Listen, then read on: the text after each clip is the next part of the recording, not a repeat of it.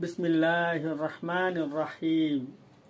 ಈದುಲ್ ಅಜಾದ ದಿನ ಅಂದರೆ ಬಕ್ರೀದ್ ಹಬ್ಬದ ದಿನ ಕುರ್ಬಾನಿ ಕೊಡುವುದು ನರಕದಿಂದ ರಕ್ಷಣೆ ಪಡೆಯುವ ದಾರಿಯಾಗಿದೆ.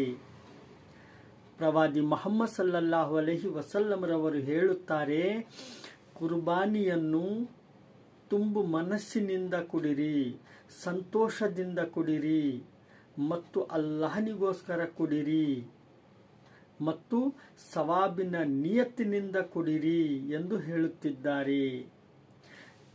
ಈ ಥರ ಸಂತೋಷದಿಂದ ಕುರ್ಬಾನಿ ಕೊಟ್ಟಿದ್ದೇ ಆದರೆ ಅಂತಹ ಕುರ್ಬಾನಿ ಕಬೂಲಾಗುತ್ತದೆ ಮತ್ತು ನಮಗೆ ನರಕದಿಂದ ಉಳಿದುಕೊಳ್ಳುವ ದಾರಿಯಾಗುತ್ತದೆ ಎಂದು ಹೇಳುತ್ತಿದ್ದಾರೆ.